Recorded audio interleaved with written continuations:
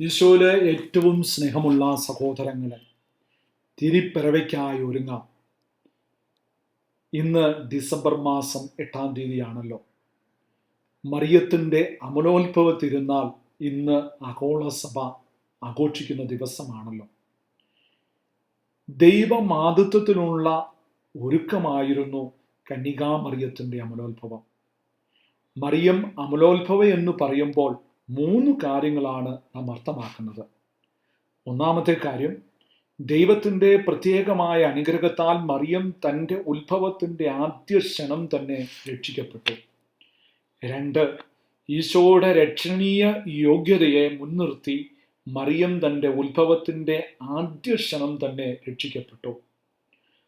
3, മറിയത്തിൻ്റെ അമലോത്ഭവം നമ്മുടെ യുഗാന്ത രക്ഷയുടെ സൂചനയും അടയാളവുമാണ്. അമലോത്ഭവം വഴി മറിയം പാപത്തെ കീഴടക്കി, സ്വർഗാരോപണം വഴി മരണത്തെയും. 9-ാം പിയൂസ് മാർപ്പാപ്പ 1854 ഡിസംബർ മാസം 8-ാം തീയതി മറിയത്തിൻ്റെ അമലോത്ഭവം വിശ്വാസ സത്യമായി പ്രഖ്യാപിച്ചു. യേശുവിൻ്റെ യോഗ്യതയാണ് മറിയത്തിൻ്റെ യോഗ്യതയ്ക്ക് അടിസ്ഥാനം.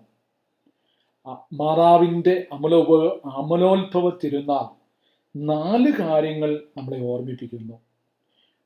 ഒന്നാമത്തെ കാര്യം, പാപരഹിതമായ ജീവിതം നയിക്കുക, ദൈവകൃപയുടെ ശക്തി അനുഭവിച്ചറിയുക, പാപബോധം പുലർത്തുക, ദൈവനീതിയിൽ ആശ്രയിക്കുക. ഇന്നേ ദിവസം സാർത്ഥത എന്ന തിന്മ മാറി ഔദാര്യം എന്ന പുണ്യം കിട്ടാൻ വേണ്ടി നമുക്ക് പ്രാർത്ഥിക്കാം. ലൂക്കായുടെ സുവിശേഷം 1-ാം അധ്യായം 35-ാം തിരുവചനം, ജനിക്കാൻ പോകുന്ന ശിശു പരിശുദ്ധൻ ദൈവപുത്രൻ എന്ന് വിളിക്കപ്പെടും. ഈ വചനം കൂടെ നമുക്ക് ആവർത്തിക്കാം. ഇന്നത്തെ സുഹൃദീപം, എൻ്റെ ഉണ്ണീശോയെ, നിന്റെ ശാന്തതയും എളിമയും എനിക്ക് തരണമേ. ഈ സുഹൃദീപവും കൂടെ നമുക്ക് ആവർത്തിക്കാം.